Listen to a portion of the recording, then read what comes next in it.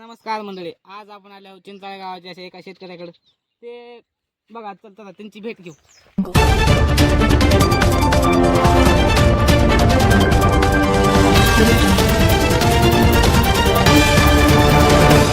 तर काय कशाचं उत्पन्न आहे?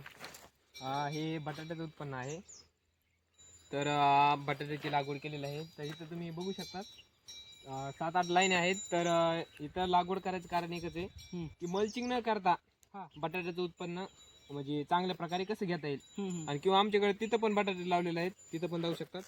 तिथं पण मल्चिंग केलेली आहे, पण मल्चिंग न करता कसे बटाटे म्हणजे तुम्हाला असं करायचं का, मल्चिंग वर किती उत्पन्न निघते बटाट्याचं आणि बिना मल्चिंगचं किती उत्पन्न निघते हे बघायचं. अगदी बरोबर बोललात.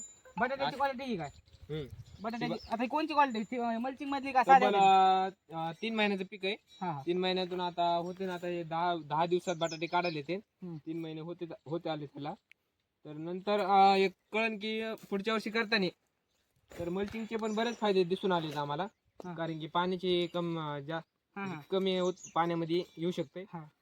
इथं थोडं पाणी द्यावं लागतंय. इथं थोडा प्रोजेक्ट केला म्हणून म्हणजे बघण्यासाठी की एका झाडी किती बटाटे निघू शकतात. तर आपण बघू शकता की इथं खूपच असं चांगल्या प्रकारे उत्पन्न घेतलेलं आहे. तर आज अजून आपण घेऊ, इकडे बघूया मल्चिंग वर कसं केलं. आपण बघितलं आहे बिना मल्चिंगचं कसं आहे, तर मल्चिंग वरचं बघूया कसं आहे. तुम्ही पाहू शकतात की दाट फुटवा आलेला आहे. कारण की मध्ये एक तर तण नाहीये, नंतर पाणी पण कमी लागतंय. पाणी त्या मल्चिंग असल्यामुळे ना माती पाणी वसून घेते. तर अशा प्रकारे इथं लावलेलं आहे. तिथं पण 4-5 लाईन लावलेल्या आहेत. तर हे बटाट्याचं आपण बघितलं. अजून काय काय उत्पन्न आहे तुमच्याकडे? आमच्याकडे अजून मिरची पण आहे आणि टमाटे पण आहेत.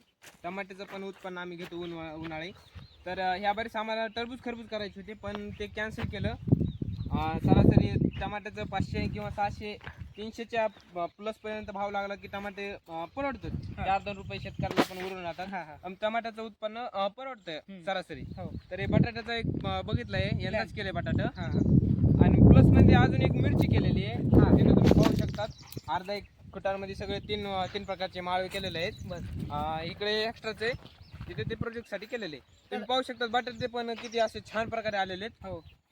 कारण की इथं जास्त पाणी हे भेटल्यामुळे चांगले आलेले आहेत. तर आमच्या दर्शकांना एक सांगा की किती याच्या मागे उत्पन्न किती राहू शकतं, म्हणजे जर चांगलाच भाव लागला तर इतक्याच फुटाण्यामध्ये 50-60 हजार रुपयाचं उत्पन्न राहू शकतं शेतकऱ्याला. मग आपल्या शेतकऱ्यांसाठी खूपच असं हे चांगलं आहे. पण ह्याला खत हे किती दिवसात सोडतात तुम्ही? त्याच्यावर सर्व बीक पांढऱ्या आळी ते म्हणा काही म्हणा तिथं आले की लगेच फवारायचं. रात्री वारबिर नसताना फवारून टाकायचं. सगळं व्यवस्थित त्याचं नियोजन केल्याच्या नंतर चांगलं उत्पन्न येतंय.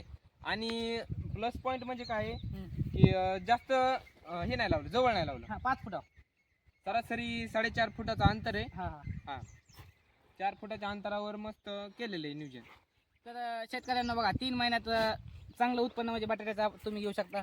तर जर आज आपण मिरच्या पण बघू कशा काय लागवड केली आहे. चला, तर ही मिरची लावली आहे. या मिरची मागे लावण्यामागे तुमचं काय हेतू काय आहे, कारण काय आहे? सरासरी मिरचीला 40-45चा भाव जरी लागला तरी शेतकऱ्याला प्लस पॉइंटच आहे.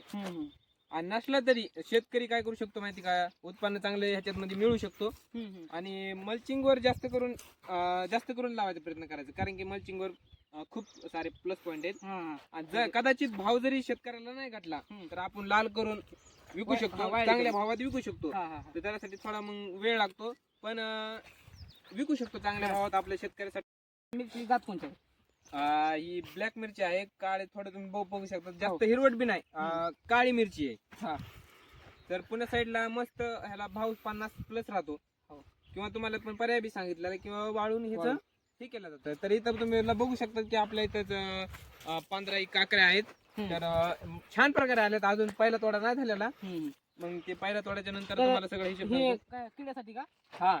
हे जे बारीक जे हे असतात किडे त्यांच्यासाठी खूप असं महत्वाचं आहे. हे चांगले तिथं पण पाहू शकता, तिथं बऱ्याच जागेवर असे लावलेले आहे.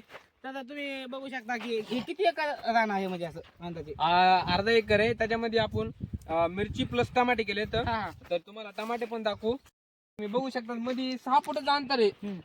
6 फूट म्हणजे जास्त झालं शेट. पण दाटवात असा माल आलेला आहे. तर अजून 2 महिन्यात फेब्रुवारी मार्च मध्ये टमाटर तोडायला येईल. तर तब्बल तुम्हाला सांगतो की 500 प्लस जर कॅरेट गेलं तर शेतकऱ्याला परवडतं म्हणजे परवडतच. तर तुम्ही माल बी बघू शकतात 500 प्लस कम म्हणतोय मी, कारण की माल बघू शकतात किती आलेला आहे बघा. एका झाडाला हे बघा, माल बघा. मुकू जागा. हे फक्त एका फाटीचा माल आहे. अजून तुम्ही टमाटे आतमध्ये बघू शकता की 6 फुटात तुम्ही समजून घ्या की 6 फुटाचं अंतर आहे, त्यामध्ये चालता येत नाही. तर माल किती लागला? माल किती लागलेला आहे. आणि ह्याची बांधी आपण ही तिसरी वेळ बांधी करायची. हा. पहिली एक वेळ असते की ती गुडघे इतकं झाड झाले की बांधी करायला लागते. दुसऱ्यानंतर इथं, तिसऱ्यानंतर जेव्हा फाटी जेव्हा पांगत जातात तेव्हा एक तिसरी वेळची. ह्याची फवारणी तुम्हाला जास्तच आहे. जर इकडे बघा, जर पाल्यावर जर काय झालं, हा, हा. अजून कुठं टमाट्यावर काय घातक झालं की ह्याची फवारणी करायला लागते. म्हणजे काहीतरी आढळून आलं त्याची फवारणी करायला लागते. जर नाही केली, दुर्लक्ष केलं हा. की अशी वाढ होत नाही ना, हा, हा, हा. असा माल धरीत नाही. हा. मग शेतकऱ्यांचा लॉस होतो. बऱ्यापैकी लक्ष देण्यावरच मला वाटतंय. लक्ष दिल्याच्या नंतर असे भाव चांगला घटतो. किंवा आमचे माग पण टमाटे होते. टमाट्याचं कसं आहे आता माहित झालेलं आहे. हा, हा, हा. टमाटे अनुभव. आमचे तिथं पण होते. हा, हा. तर बायचान्सनी आमचे 1200-1300 पर्यंत पण कॅरेट गेलेले पर कॅरेट. हम्म, आणि तेच कॅरेट 50 रुपयाला सुद्धा गेलेले. म्हणजे इतका भाव राहतो. हम्म. तर अजून 2 महिने आले, तुम्ही पाहू शकता छातीपाशी झाड लागतंय. अजून 2 महिन्यात चिटकतच आहे. हा, हा. अजून एक आपल्याला बांधी करायचे आले तर आले. तर असं तोडा आल्याच्या नंतर म्हणजे पलीकडून एका काकडा पलीकडून एक बाई, इकडून एक बाई. तर आमचा दर्शकांचा एकच प्रश्न आहे की सगळ्यात जास्त उत्पन्न कशात, टमाट्यात का मिरच्यात का बटाट्यात राहू शकतं? जर भाव जर मिळाला चांगल्या प्रकारे तर शेतकऱ्यांचा प्लसच पॉइंट आहे. हम्म. कारण की टमाट्यामध्ये पण 4-2 पैसे उरत आहेत. हा, हा. आणि सगळ्याच गोष्टीमध्ये जर भाव मिळाला तर. हा, हा, हा. पण ह्याच्यामध्ये उरत आहे, कारण मी बोलू शकतो 500 प्लस जर कॅरेट गेलं हा, हा, तुमचं हा. तर शेतकऱ्याला 4-2 रुपये खिशात उरत येतात.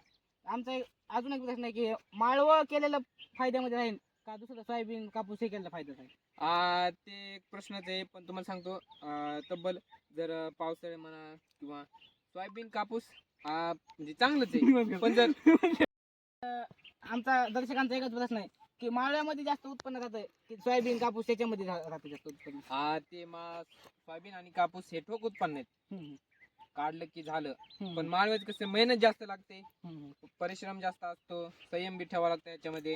हो. म्हणजे बऱ्याच काय गोष्टी अशा आहेत की त्या पाळगूनच इथं उतरा लागते. हम्म. तर आमच्या मेन म्हणजे आमच्या वडिलांना खूप नाद आहे माळवे करायचं.